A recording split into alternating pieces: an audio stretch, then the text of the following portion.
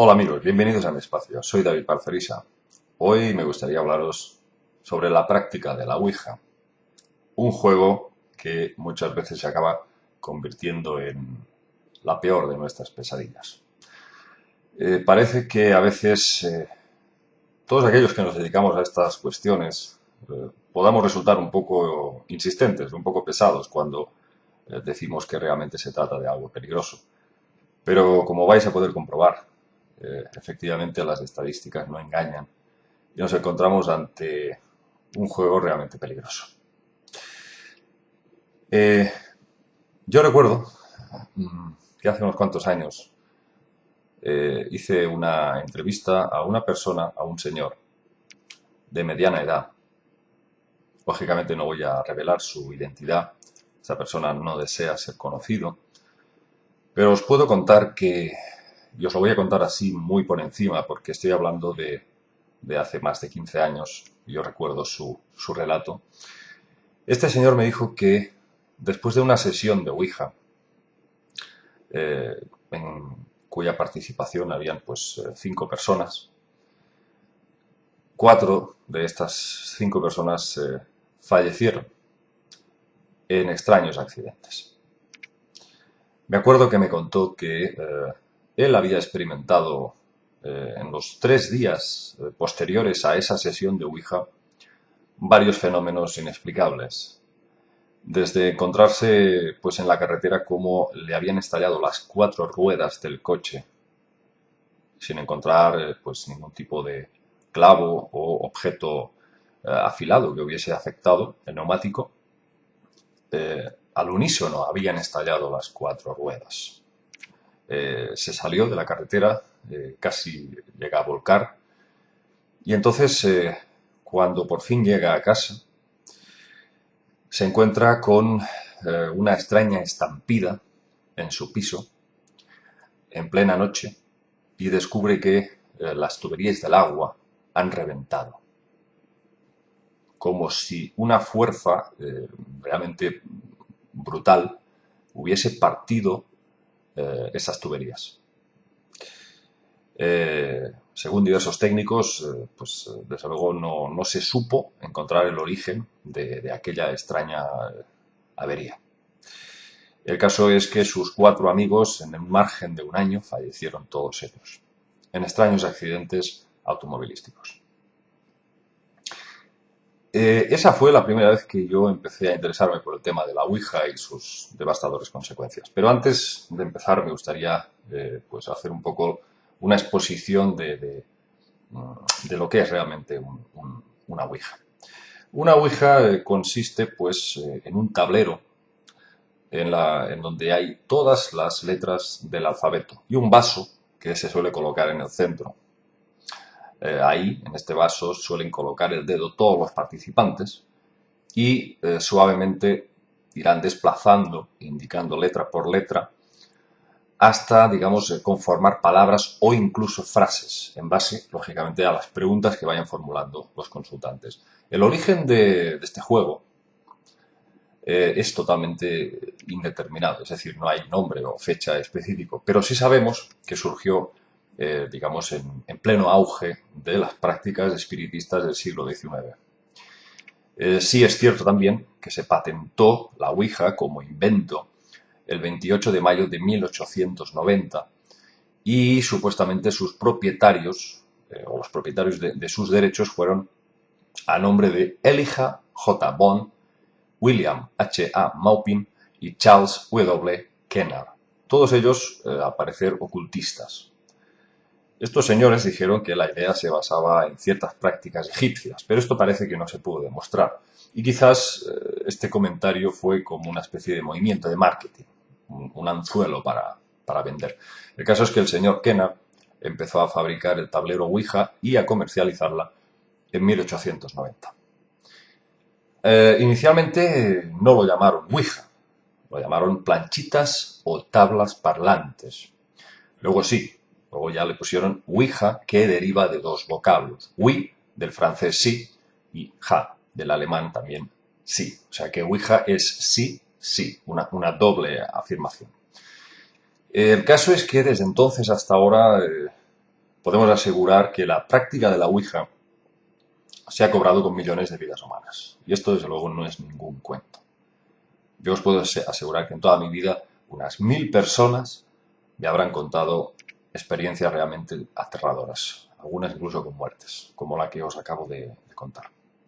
Claro, si extrapolamos todo esto a nivel mundial y desde 1890 que empezó a comercializarse, imaginaos la de empresas que han vendido la Ouija como un juguete para niños, cuando sabemos, por los estudios de la parapsicología, que la Ouija es de todo menos un juego.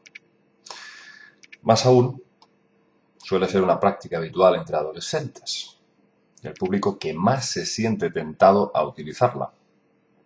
Hay que decir que la adolescencia es una época en la que el joven se hace preguntas, su vida es un mar de dudas y digamos que su grado de inseguridad es tal que se hace bastante comprensible que sea el máximo exponente, máximo interesado en tantear este terreno, en experimentar con algo que precisamente se considera misterioso, cautivador, excitante. Y que, claro, los jóvenes lo que quieren es resultados rápidos. De alguna forma, pues la Ouija promete, sin muchos esfuerzos y casi entre risas y amigos, formular unas cuantas preguntas que a lo mejor le puede a uno cambiar la vida. Parece muy tentador todo esto. El problema es que con la Ouija ocurre generalmente el siguiente cuadro. La sugestión, que es el caldo de cultivo de todo este proceso, digamos que puede llegar a tal punto que una persona puede llegar a alcanzar hasta cierto nivel su propio inconsciente. No quizás llegar al fondo, pero sí a sumergirse en él. Y con eso, ¿qué se consigue? Pues bueno, se consigue escarbar hacia emociones oscuras que estaban latentes y llegar a despertarlas. Serían algo así como aspectos ocultos, o lo que se suele llamar nuestros demonios internos, los cuales, a través de una sugestión de estas características, cuando uno está ahí delante del tablero, pues en cierta manera les abrimos una puerta para que emerjan todas estas fuerzas, todas estas vibraciones desprendidas y que un simple juego puede agitar, ¿no? Esto es poco menos que verter unos cuantos litros de sangre en mitad del océano para llamar a los tiburones. Estas fuerzas atraen a su vez a ciertas entidades que se alimentan de bajas vibraciones, especialmente las derivadas del miedo, las bajas pasiones, los sentimientos de culpa, la rabia, etc. Una vez abierta la caja de Pandora, estas entidades pueden volverse bastante insidiosas a la hora de conseguir más energía de la que alimentarse, energía que está en su misma línea de vibración. Y ahí es cuando puede producirse el fenómeno tan asociado a la Ouija como es la posesión, también llamada la posesión demoníaca.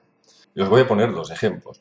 En septiembre de 2007, en un colegio de Ucayali, en Perú, se tuvieron que suspender las labores educativas después de que 2 chicas de 14 años, después de hacer una Ouija, empezaron a sufrir extrañas convulsiones. La noticia decía así: las estudiantes, que mostraban un comportamiento extraño, como si alguien estuviera dentro de ellas, exhibían una fuerza sobrenatural y proferían gritos y gruesos insultos. Rápidamente acudieron al colegio, ubicado en la ciudad de Pucallpa, el sacerdote de la parroquia local y pastores evangélicos que intentaron expulsar a los demonios que las habían poseído. Bueno, está claro que la moderna psiquiatría le da otra interpretación totalmente diferente a este tipo de fenómenos. Para ellos todo se circunscribe dentro de una mente enferma del practicante. Los psiquiatras consideran que todo es fruto de la sugestión y la histeria, lo que ellos llaman la enfermedad psicogénica de masas. Ellos creen que todo se desencadena por un brote súbito de estrés que acaba por causar alucinaciones que se convierten en el caldo de cultivo de la llamada histeria colectiva. Hasta cierto punto está claro que es bien plausible en muchos casos que sea así, como bien ha demostrado la historia, cuando ciertos casos suceden en regiones donde hay mucha superstición y un cierto miedo atávico al diablo. Sin embargo, hay hechos que no pueden ser explicados bajo los parámetros de la psiquiatría. Sin embargo, ellos solo ven aquello que quieren ver, no dejan que los hechos en sí mismos se expliquen. Ellos parten de la base inamovible de que son enfermedades mentales y punto. Siendo así que a veces está claro que los propios psiquiatras se convierten en cierta forma en los enfermos, pues se niegan a ver y se niegan a oír los testimonios de personas que, digamos, si realmente profundizamos en su relato, vemos que no puede atribuirse a nada mental, cuando hay evidencias físicas, como por ejemplo levitaciones, estampidas en una casa que hace temblar el suelo, o encontrarte con una niña de 7 años con una fuerza que 3 hombres adultos no son capaces de controlar. Todo esto, lógicamente, es totalmente obviado por estos expertos en la mente. Ellos solo ven lo que quieren ver y quieren ver enfermedades mentales ahí donde muchas veces no hay. Estadísticamente sabemos que un 60% de los casos de posesiones derivados de sesiones Ouija ocurren en centros escolares repartidos por todo el mundo. En 2011, sin ir más lejos, en un colegio de Bugalagrande, en Colombia, unas chicas de 14 años, después de haber hecho varias sesiones de Ouija, empiezan a sufrir convulsiones, náuseas, vómitos y comportamientos agresivos que llevan incluso a sus madres a amarrar a estas chicas en la cama para que no se hagan daño a sí mismas o a otras personas. Los primeros síntomas aparecieron cuando una de las madres, después de que su hija hiciese Ouija, la encontrara con las manos arqueadas hacia atrás y los ojos volteados hacia arriba. O sea, hubo un total de hasta 8 chicas más con síntomas parecidos, trastornos en el movimiento, parálisis, convulsiones y extrema agresividad.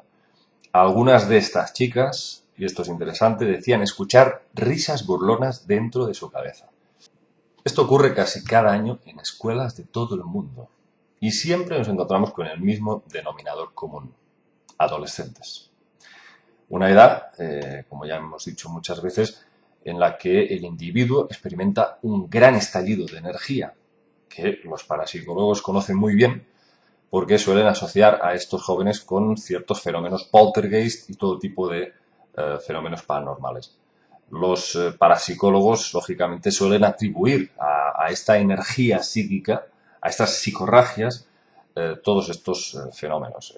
Incluso creen que la mente es capaz de mover objetos, no sé, lo que se llama telequinesis, etc. El caso es que, lógicamente, tenemos un nexo entre la Ouija y los adolescentes. Con lo cual esto es como mezclar alcohol y conducir. O sea, muy mala combinación. Con esto nosotros no decimos que la Ouija sea mala en sí misma. Solamente es un tablero, como lo es el parchís. El problema está en quién realiza la Ouija, con qué intenciones, en qué estado se encuentra esta persona y cuál es el objetivo final que busca. Porque lógicamente si ese grupo de jóvenes están ahí simplemente por morbo, por diversión, por excitación, lo que probablemente se vayan a encontrar es algo pues bastante dañino y que probablemente el detonante proceda de su propio inconsciente. Ahora bien, la psiquiatría también tiene que entender que hay fenómenos que se escapan de la naturaleza que conocemos y que esta serie de aspectos ocultos del inconsciente humano parece abrir la puerta hacia otras entidades. Yo, desde luego, no recomiendo la Ouija a nadie, y menos a personas que se consideren emocionalmente inestables. Bueno, el caso es que conocemos muy poco de nuestro inconsciente. La Ouija solamente es un campo de experimentación en el que quizás solo haya lugar para personas adultas, con experiencia y plenamente en total control de sus facultades. Pero yo en general es un tipo de juego, por juego, entre comillas, pues no muy recomendable. Hay, insisto, miles de casos anuales de jóvenes que acaban con suicidios o asesinatos y muchos de ellos aseguran haber escuchado voces dentro de su cabeza o haberse sentido inducidos por una fuerza sobrenatural. Todo eso, toda esta serie de síntomas que se repiten hasta la saciedad a lo largo de toda la historia, y que se sigue sucediendo actualmente, pues nos lleva a pensar a todos los investigadores que realmente se trata de un juego bastante peligroso. Aquí os dejo con este enigma y recordad que absolutamente todo está en vuestras manos, en lo que seáis capaces de desencadenar desde vuestro propio interior. Nos vemos en otro vídeo programa.